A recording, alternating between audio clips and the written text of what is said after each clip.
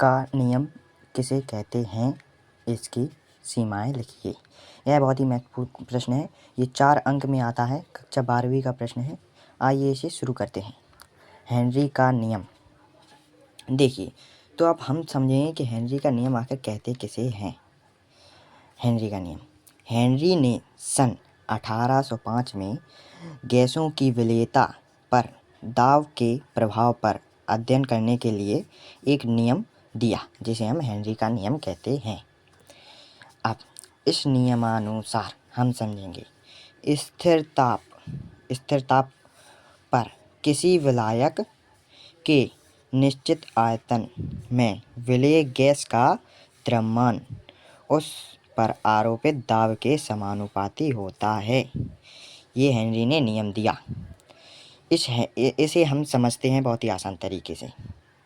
देखिए, माना कि विलेय गैस का द्रव्यमान m है, स्मॉल m, तथा गैस पर आरोपित दाब P है, तो हेनरी के नियम से देखिए, हेनरी के नियम से m क्या था हमारा? m था गैस का द्रव्यमान, और तथा P क्या था? P दाब, उस पर आरोपित दाब। तो हमने हेनरी के नियम में क्या समझा कि गैस पर आरोपित दाब उस पर लगाए गए गैस का द्रव्यमान उस पर लगाए गए आरोपित दाब के समानुपाती होता है।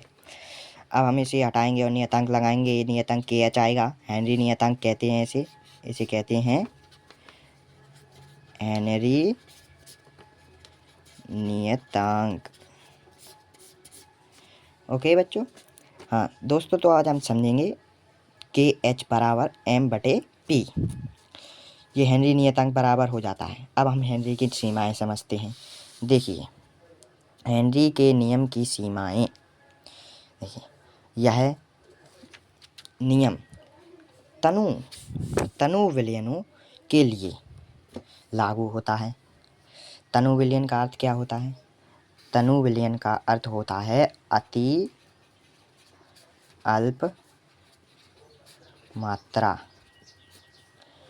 अति अल्प मात्रा खोली गई हो किसी विलायक में विलेय की, तब उसे तनु विलयन कहते हैं।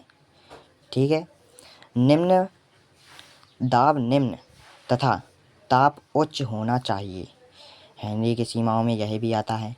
गैस को आदर्श गैस के समान व्यवहार करना चाहिए। जो गैस खोली जाती है वह आदर्श गैस के समान व्यवहार करनी चाहिए, तभी वहाँ हेनरी का नियम लगेगा। यदि गैस दाब में अत्यधिक विलेय है तो इस नियम का पालन पूर्ण नहीं होता है।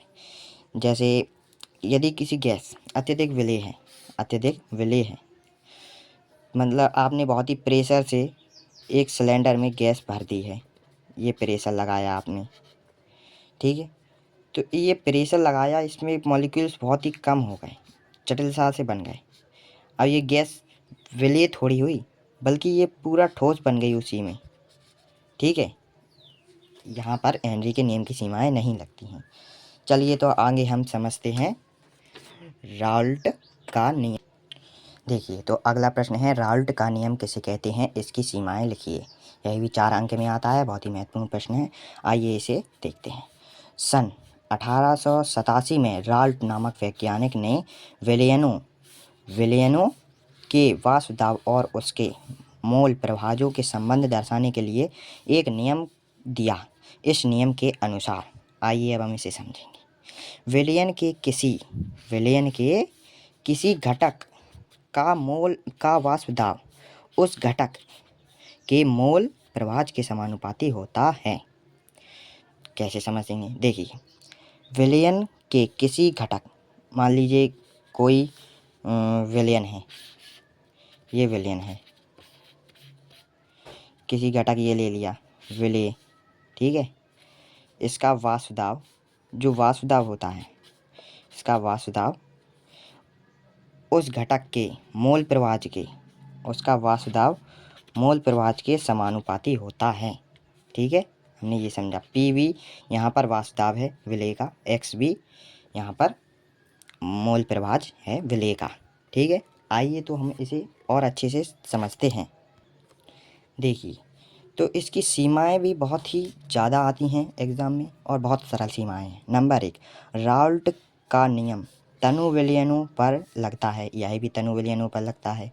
विलेय पदार्थ वियोजित या संगुणित नहीं होना चाहिए, मतलब वह विभाजित नहीं होना चाहिए दो पात्रों में, ठीक है, एक ही होना चाहिए।